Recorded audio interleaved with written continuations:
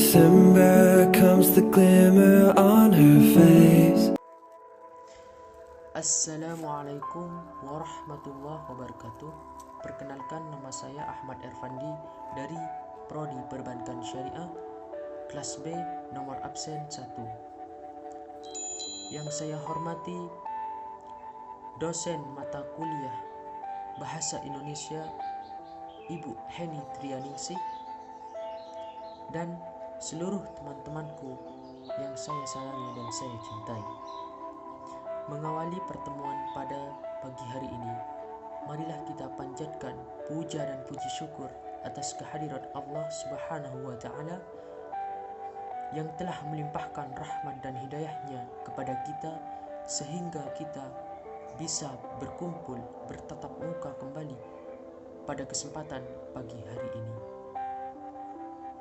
Kedua kalinya, salawat salam mari kita haturkan atau hadiahkan kepada junjungan Nabi besar kita, Nabi Muhammad Sallallahu Alaihi Wasallam, yang telah membawa kita dari jurang kegelapan menuju alam yang terang benderang seperti saat sekarang ini, yaitu agama Islam.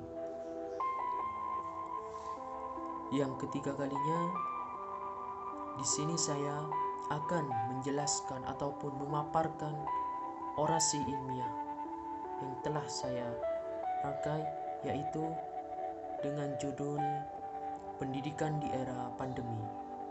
Sebagai bangsa Indonesia yang baik, kita harus mematuhi peraturan-peraturan yang telah ditetapkan oleh pemerintahan, yaitu melakukan pendidikan yang telah dianjurkan oleh pemerintahan. Apa itu pendidikan? Pendidikan adalah proses belajar untuk meningkatkan ilmu pengetahuan dan juga keterampilan. Pendidikan tidak hanya menyalurkan ilmu pengetahuan dari pendidik kepada peserta didik, akan tetapi pendidikan juga meningkatkan kemampuan dan menciptakan pola pikir manusia untuk bisa menjadi lebih cerdas. Seperti yang sudah kita lihat sekarang ini, yang sedang terjadi di seluruh dunia, bahkan di negara kita sendiri, yaitu kedatangan virus corona atau yang disebut dengan COVID-19. Mungkin hal ini tidak ada yang menginginkan wabah virus corona ini datang ke Indonesia. Namun dengan adanya wabah virus corona ini membuat pendidikan di Indonesia menjadi terbatas, menjadi tidak stabil. Mengapa seperti itu? Karena di sini kita harus mengikuti peraturan-peraturan yang telah ditetapkan oleh pemerintahan, yaitu kita harus melakukan protokol kesehatan, mengikuti protokol kesehatan yang telah diatur sebaik mungkin oleh pemerintahan. Sehingga mau tidak mau kita harus mengikuti protokol kesehatan ini. Dan dengan ini membuat aktivitas-aktivitas termasuk pendidikan dianjurkan oleh pemerintahan untuk melakukan pendidikan di rumah saja atau dengan secara online. Memang semua ini tidak mudah. Namun, mengapa hal ini kita lakukan? Hal ini kita lakukan untuk membantu pemerintahan mengatasi wabah COVID-19 ini agar tidak menyebar ke seluruh Indonesia, agar tidak memakan korban jiwa lagi. Sebenarnya kita juga resah menghadapi semua ini, akan tetapi apa boleh buat, tentunya banyak mahasiswa ataupun siswa yang mengeluh akan hal ini.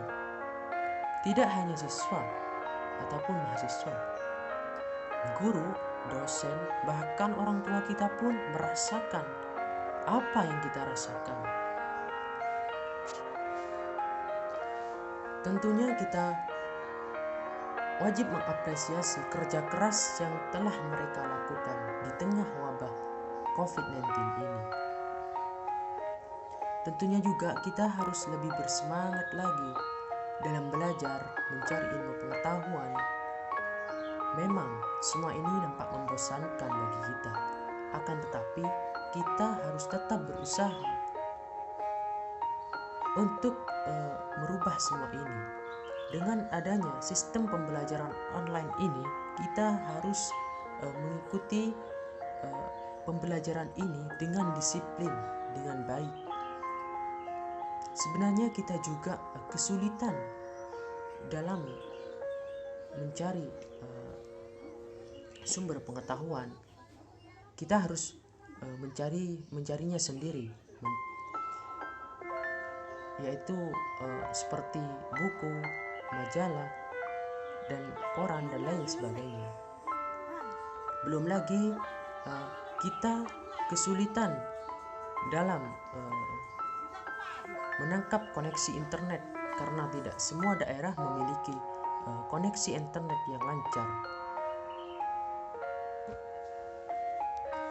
Adapun alasan mereka, murid, para siswa ataupun mahasiswa, mengapa mereka lebih menyukai pembelajaran offline daripada online?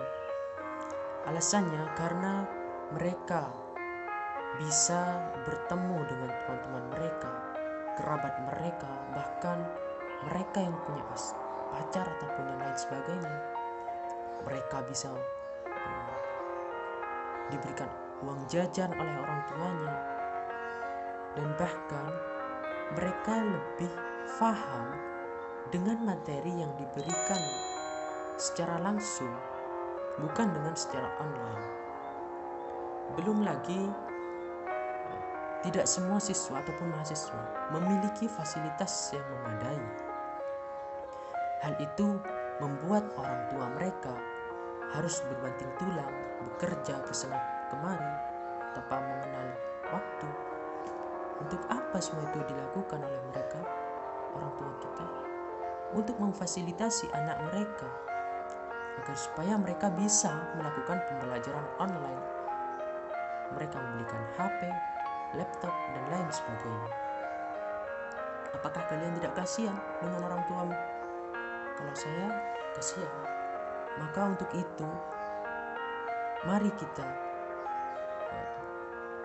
harus tetap semangat walaupun dalam pandemi seperti sekarang ini.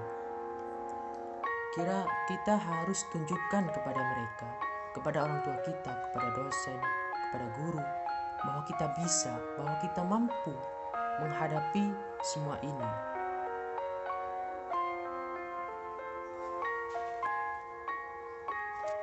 Dan juga kita harus tunjukkan kepada dunia bahwa kita memang layak untuk dijuluki sebagai agent of change, yaitu agen perubahan. Karena apa? Karena majunya suatu bangsa ataupun negara itu tergantung pada pemuda-pemudinya.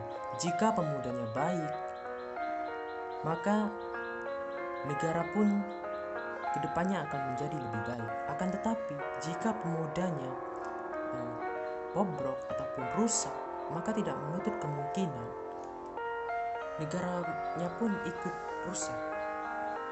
Maka untuk itu saya mengajak kepada teman-teman sekalian, teman-teman mahasiswa ataupun siswa di seluruh Indonesia, untuk tetap semangat dalam melakukan pembelajaran, untuk tetap semangat dalam mencari ilmu pengetahuan. Mari kita tetap semangat walaupun dalam pandemi seperti ini. Dan juga saya menghimbau kepada seluruh masyarakat Indonesia untuk tetap mematuhi protokol kesehatan yang telah ditetapkan oleh pemerintah. Mari kita bantu pemerintahan dalam menanggulangi penyebaran virus corona ini agar tidak menyebar ke seluruh Indonesia. Mari kita bantu pemerintahan untuk itu dengan melakukan protokol kesehatan, menjaga jarak, memakai masker, mencuci tangan, dan lain sebagainya. Semua itu kita lakukan demi agar supaya virus corona ini cepat tiada dari Indonesia dan juga muka bumi ini, agar supaya segala aktivitas termasuk pendidikan ini bisa berjalan dengan normal kembali.